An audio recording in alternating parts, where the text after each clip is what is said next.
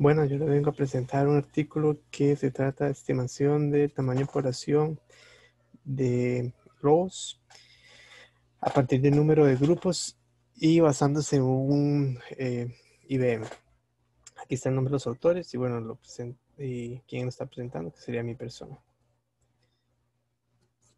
Para iniciar, a manera de introducción, ¿por qué hacer este tipo de trabajo? Bueno, determinar el tamaño de la población es vital para la toma de decisiones, ¿verdad? Porque eso va a depender si ponen medidas más estrictas de conservación o si realmente toman medidas de conservación, etcétera. La precisión de este valor es importante cuando las acciones a tomar o depende del tamaño o en el caso de evaluar los objetivos de alguna medida que se esté tomando en ese momento. Para el caso específico de lobos, en Suecia, que es donde se realizó este trabajo, el gobierno exige que los individuos tengan una población de tamaño controlada. En el 2009 se puso que tiene que estar de entre 200 a 210 individuos. Entonces, eso para no tener conflictos de intereses, ya sea con la gente que produce y que los lobos le causan daño y con la gente que más bien tratan de conservar y evitar que los den cacería. Los intereses en los cambios de población, en los cambios del tamaño de población en el tiempo son de gran interés para el público, entonces es algo que es importante estar determinando. Y se determina comúnmente mediante inferencia de animales marcados. Y con esto se puede hacer mediante captura, marcado y recaptura, que es una técnica que ya muchos conocen, identificación de marcas por marcas genéticas o identificación de individuos por cámaras trampa. Entonces se cuenta la cantidad de individuos. También se puede hacer inferencia de animales no marcados mediante censos repetitivos de presencia y ausencia o los famosos conteos observacionales. Ahora, monitorear una fracción de la población, perdón, monitorear una fracción de la población hace que sea más fácil, pero se necesita que sea bien representativo. Este método que ellos quieren implementar, lo que quieren es inferir el tamaño de población a partir de pequeños censos de grupos. Va a tener mayor relevancia en especies sociales porque la idea es utilizarlo en especies que formen grupos y evidentemente contar grupos es mucho más fácil que contar individuos porque es más fácil de localizarlos, más cuando las áreas son muy grandes. Y bueno, como ya les mencioné, se va a utilizar el modelaje para población de lobos escandinavos. Entonces, para materiales y métodos, se va a desarrollar un modelo IBM que es Individual Based Model, por sus siglas en inglés, específica para lobos, y se va a utilizar computación bayesiana aproximada, que ahí lo voy a estar en la presentación como ABC, para ajustar el tamaño de la población, la serie temporal anual del número de grupos, reproducciones y parejas de monitoreos. Los antecedentes informativos del modelo, o sea, lo que uno le tiene que meter, se obtuvieron de lobos marcados con collar de varios proyectos previos en la misma zona. Se tienen muchos años de monitoreo de estos animales, sin embargo, ellos utilizaron solo cierto periodo porque tenían los datos suficientes y no les faltaban los datos como para los datos necesarios para ese modelo. El modelo ajustado se utilizó para determinar el factor de conversión del número de grupos a población total. Entonces, la idea es tener ese factor en el que si usted tiene el número de grupos, de manadas, usted pueda entonces determinar el tamaño de la población total. También lo utilizaron para determinar el número de reproducciones anuales en 2 fechas del año, que es de vital importancia para lo que es el análisis que realiza el gobierno, para lo que es ceder licencias de caza, etcétera.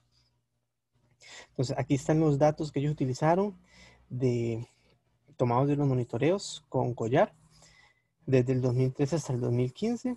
Y bueno, ellos hicieron varias definiciones y la primera es los grupos, los packs, que serían un grupo de más de 3 individuos territoriales en donde al menos uno marca el territorio. Luego, las parejas, va a ser una pareja que pelea territorio con otros individuos y que al menos uno también tiene que marcar el territorio. Y bueno, reproducciones que ellos lo que le llaman son los cachorros detectados entre febrero y mayo.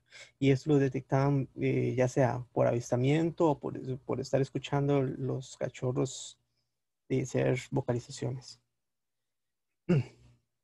El modelo fue desarrollado en C, posteriormente se escribió en una librería para R que se puede usar como PopWolf y va a contemplar tres órdenes jerárquicos en el que se va a ver individuos en los que van a tener identidad, estatus, sexo, edad, dispersión, reproducción, muerte, etcétera. A nivel de grupos, donde se va a tener también la identidad del grupo, el tamaño del grupo, el tiempo en que los adultos están juntos, la identidad de los miembros, o sea, que los miembros de ese grupo sean de ese grupo, no se mezclen con otros grupos. Y después está también a nivel de población, que van a ver entonces la cantidad de individuos, la cantidad de grupos y otras características. Se considera que la población es aislada, esto porque hay 800 kilómetros de gap entre, bueno, donde se realizó el monitoreo y la siguiente población de lobos, que está ahí en otro país, básicamente. No incluye la dependencia de lobos, la dependencia de la densidad de lobos, perdón. Esto porque los autores dicen que la cantidad de lobos que hay es muchísimo menos que la capacidad de carga del lugar donde viven. Entonces, la densidad de lobos no le aplicaron la dependencia. Y los parámetros que ellos utilizaron, o sea, que tomaron de esa tabla, como vienen con sus respectivas desviaciones estándar, lo pasaron a distribuciones beta y gamma. De una simulación, ellos van a obtener, bueno, cuando ya finalizan la simulación, van a obtener una matriz que va a tener tres matrices.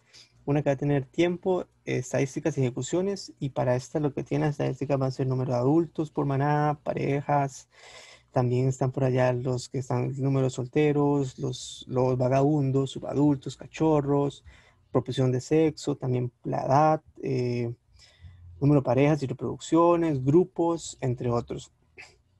La segunda matriz va a tener acumulados de individuos y estadísticas, y en estadísticas lo que va a tener es el tiempo en que se dispersan, el tiempo en el que se asentan, el tiempo en que se reproducen y el tiempo en que mueren. Y la última matriz va a tener parámetros bayesianos. Ellos lo que hicieron fue correr esta simulación hasta tener 1000 trayectorias aceptadas para todos los valores que tenían de 2003 a 2015. Aquí vienen los parámetros que ellos tuvieron que determinar de los censos para poder correr el modelo. Entonces, vea que vienen supervivencia de cachorro de 0 a 5 meses, supervivencia de cachorro de 5 a 12, es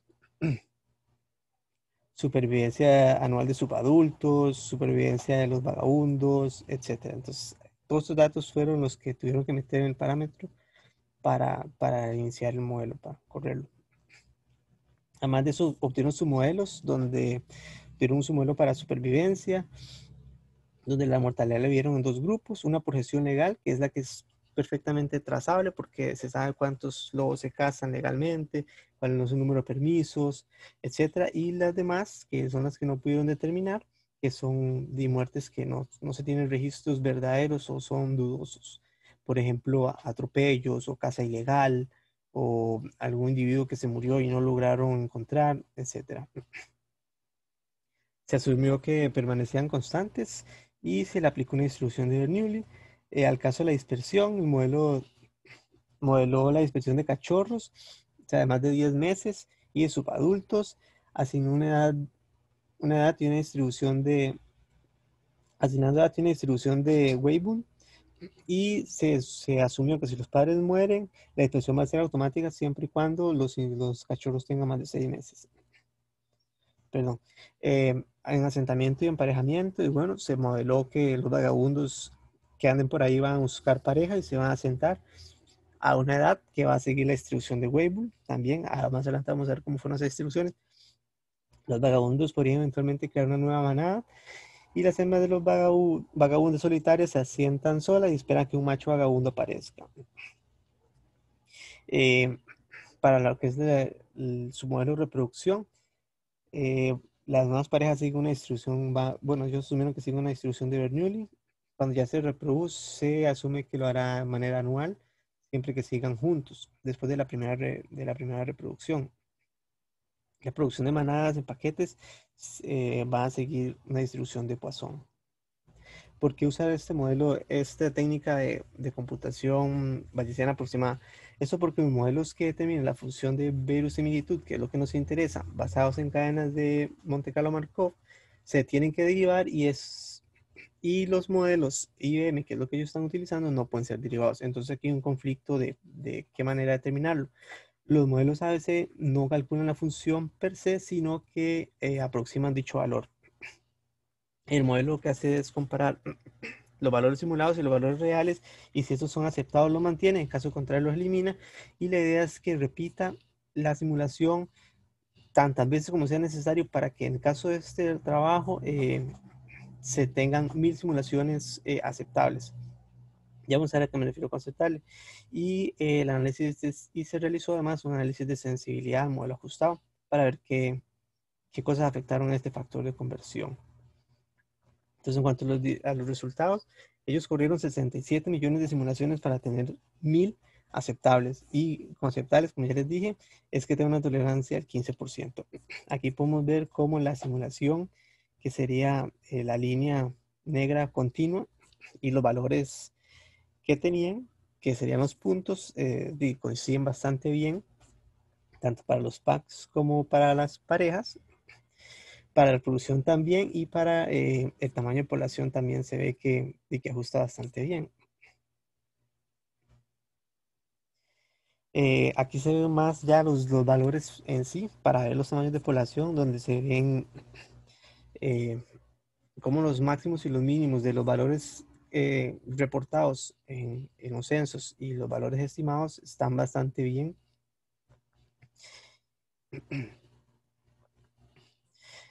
Para el caso de los datos que ellos asumieron distribuciones, se ve una buena superposición de las distribuciones previas y las posteriores, o sea, las simuladas, con un mínimo 79% y más de la mitad, un 90%. Se pueden ver que, por ejemplo, la supervivencia de cachorros es la superposición es del 98%, es casi perfecta. O para el otro caso también que es muy alta, el de dispersión, que tenía una dispersión de Weibull, como les mencioné anteriormente, la superposición es de 97%, también es muy alta, y el valor más bajo es de 79 para algunos casos. Encontraron también que este factor de conversión, que era lo que nos interesaba encontrar, bueno, que les interesaba encontrar, era de 8. Entonces, si usted tiene el número de grupos, usted lo multiplica por 8, se hace el tamaño de población. Y además de eso lo encontraron para cada mes del año. Entonces, si usted tiene ese censo para tal mes, usted puede saber el tamaño de población tal mes, porque esos tamaños de población varían durante el año. Como se puede ver en los gráficos de la derecha, donde ellos asumen una población inicial de 100 y ven la cantidad de individuos que van a tener de adultos, cachorros y subadultos durante todo el año. Se puede determinar los tamaños de grupos y números de grupos mensuales, así como el crecimiento de la población, el número de parejas de la población. La caída de los pares y el aumento de grupos en mayo es por el que ese es el periodo reproductivo. Entonces, una vez que se da la reproducción y hay más cachorros, aumenta el número de grupos, entonces hay un aumento en el número de individuos y también puede haber un aumento en el número de grupos en muchos casos. También se ve que después de que se hace aumento hay una disminución paulatina, esto porque es la dispersión de los individuos, una vez que alcanzan cierta edad, por muerte inclusive, de que se muere el individuo, entonces se disminuye el tamaño del paquete, o muchas veces el número de grupo. Y por definición, como ya les había mencionado, un grupo tiene que ser de más de 3 individuos. Entonces, si solo tuvo una cría la pareja, no alcanza el valor de más de 3 y no cuenta como un grupo.